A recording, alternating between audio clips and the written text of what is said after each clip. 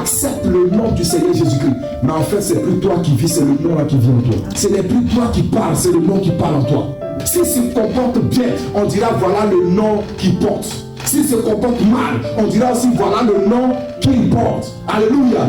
Donc c'est ce qui fait que dans les familles les plus aisées, quand un enfant déconne, on lui dit qu'il salit le nom de la famille. On ne dit jamais qu'il salue son propre nom. On ne dit jamais, pourtant ses actions sont ses décisions. Ses actions sont sa volonté.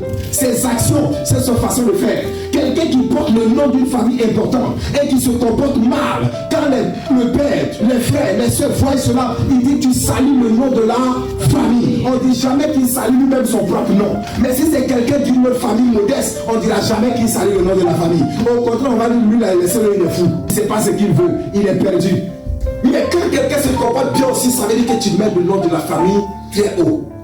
Donc je te dis quelque chose, face aux démons, face aux esprits épris, s'il te plaît, relève le nom de la famille. Amen. Face aux puissances des ténèbres, relève le nom du Seigneur Jésus-Christ. Face aux puissances des ténèbres, face à la sorcellerie, tu dois pouvoir relever le nom du Seigneur Jésus-Christ.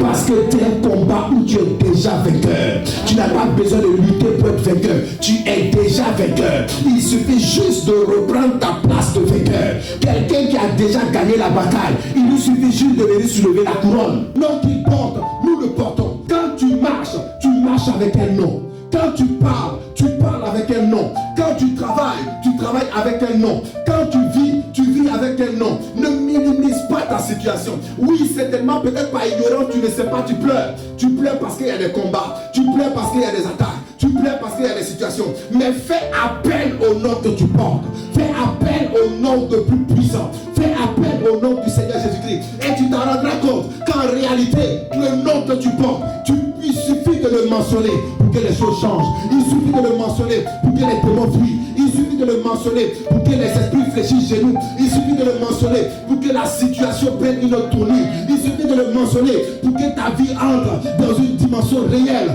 Parce que la Bible dit, à la mention de son nom, tout genou fléchit. Tout genou fléchit dans les cieux. Tout genou fléchit sur la terre. Tout genou fléchit dans les profondeurs. Et confesse que le nom que tu portes, le nom de famille que tu as, le nom d'adoption que tu as, c'est-à-dire le nom de Jésus est au-dessus de tout. Le nom de Jésus est établi au-dessus de tout. Le nom de Jésus est le nom de Dieu. Tu n'es pas l'enfant de quiconque, mais tu es l'enfant du roi des rois. Tu es l'enfant du Seigneur des seigneurs. Tu es l'enfant du Dieu créateur. Tu es l'enfant de celui qui a créé les cieux et la terre. Tu es l'enfant de celui à qui tout appartient. Tu es l'enfant de Dieu.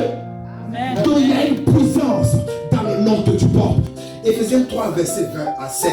Afin qu'il vous donne selon la richesse de sa gloire. Afin qu'il vous donne selon la richesse de sa gloire. D'être puissamment fortifié. Puissamment fortifié. Par son esprit dans l'homme intérieur. Dans l'homme intérieur. En sorte que. Christ habite dans vos cœurs par la foi. Dans vos cœurs par la foi. Étant enraciné et fondé dans l'amour. Étant enraciné et fondé dans l'amour de Dieu. Que vous puissiez comprendre. Que vous puissiez comprendre. Avec tous les saints. Avec tous les saints. Quelle est la largeur. Quelle est la largeur. La longueur. La profondeur. Et la hauteur. Et connaître l'amour de Christ. Qui surpasse toute connaissance. En sorte que vous soyez remplis. Jusqu'à la plénitude de Dieu. Or, à celui qui peut faire. Par la puissance qui agit en lui. Infiniment au-delà de tout ce nous pensons. À lui soit la gloire. Dans l'Église. En Jésus-Christ. Dans toutes les générations. Au siècle des siècles. Amen. Vous imaginez, il est dans toutes les générations au siècle des siècles. Donc c'est en lui que les familles de la terre tirent leur nom. Mais c'est parce que beaucoup ignorent. Ils se laissent piétiner. Pierre portait le nom de Jésus-Christ.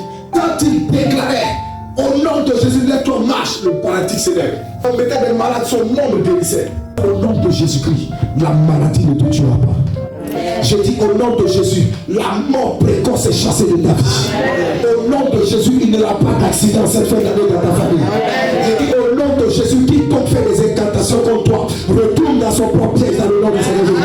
Je dis au nom de Jésus, s'il y a une maladie qui traînait depuis longtemps, tu es guéri dans le nom suprême du Seigneur Jésus.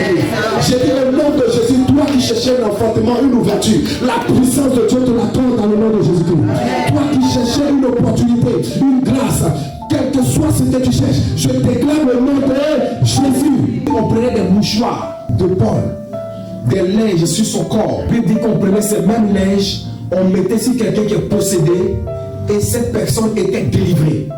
Elle était libérée, sans même crier le nom de Jésus. Pourquoi? Parce qu'il était rempli du nom de Jésus. Il était rempli de la puissance de Jésus. Quand tu as la puissance de Dieu en toi, quand tu respectes et honores le nom du Seigneur Jésus-Christ, Dieu va honorer ton nom même jusque dans tes vêtements. Dieu honore celui qui l'honore. Dieu élève celui qui l'élève. Dieu bénit celui qui le bénit. Tu veux être béni, apprends à bénir Dieu. Tu veux être élevé, apprends à élever Dieu. Tu veux être prospère, apprends aussi à donner à Dieu. Tu veux être guéri, apprends à lui donner ta foi.